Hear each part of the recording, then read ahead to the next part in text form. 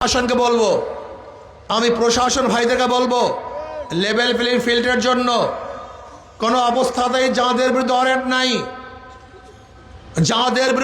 নাই, যারা জামিনে আছে এরকম কোনো আসামিকে, এরকম কোনো ব্যক্তিকে অবশ্যই আপনি অ্যারেস্ট করতে পারবেন না। যদি আপনি সাধারণ মানুষকে অ্যারেস্ট করেন আওয়ামী লীগের তকমা দিয়ে, তাহলে আমি বলবো আপনারা কোনো দলের এজেন্ডা বাস্তবায়নের জন্য আসছেন, লেভেল প্লেইং ফিল্ড সুস্থ নির্বাচন করার জন্য আপনারা আসেন নাই।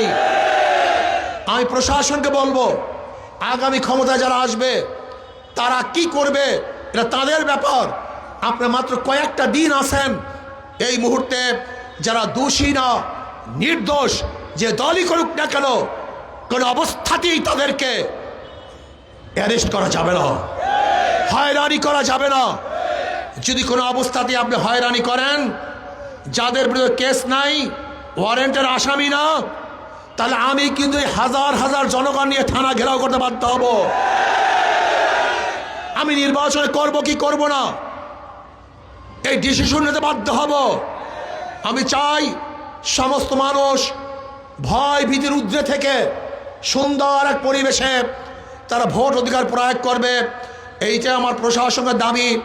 এবং আমার সাংবাদিক বন্ধুদেরকে বলবো, একটা সুন্দর নির্বাচন উপহার দেওয়ার জন্য আপনারা সব সেন্টারে যাবেন। ইসি যে বলেছিল যে মোবাইল নিয়ে ঢুকতে পারবে না, আজকে সেই আইন রহিত করেছে। এখন সবাই মোবাইল নিয়ে ঢুকতে পারবেন। কোনো জায়গায় গ্যাঞ্জাম হওয়ার সাথে সাথে ভিডিও ছবি সহ প্রকাশ করে দিবেন এবং বলবেন এই দেশে নির্বাচন কি অবস্থা তোমরা স্পষ্ট দেখো।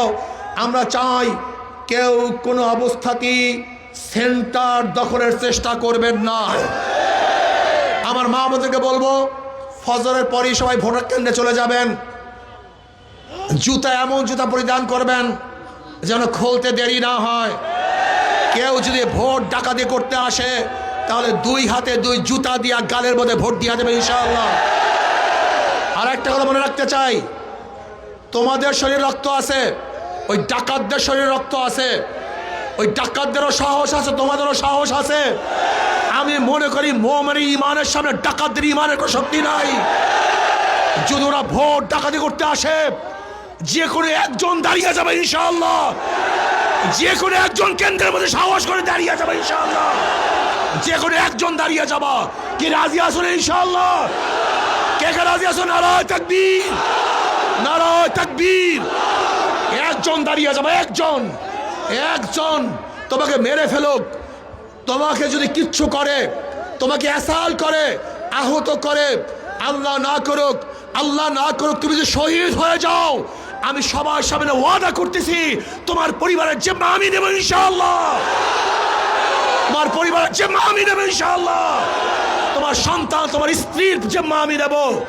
শহীদ হয়ে যাবা, কিন্তু কোনো অবস্থাতেই কোনো ডাকাতদেরকে ভোট কেন্দ্র ছাড়া যাবে না ইনশাআল্লাহ। আল্লাহ আমাকে এবং আমাদের সবাই কবুল করে নেন। আশা করা যায় বাকেরগঞ্জের মানুষ এবার জাগ্রত হয়েছে, ইনশাআল্লাহ বাকেরগঞ্জ বিপুল ভোটে হাত পাখা বিজয় হবে ইনশাআল্লাহ। আর আমি আর একটা কথা বলে শেষ করব, আমার প্রতিপক্ষ যেই ভাইরা আছেন, খাস করে মিথ্যা কথা বলবেন না, মিথ্যা বলায় আমাদের জামাতি ভাইরা মনে হয় বিশ্ব চ্যাম্পিয়ন হয়েছে এখন বর্তমানে। ইয়া তো মিথ্যা কোনো মানুষ বলতে পারে আমার জানা নাই।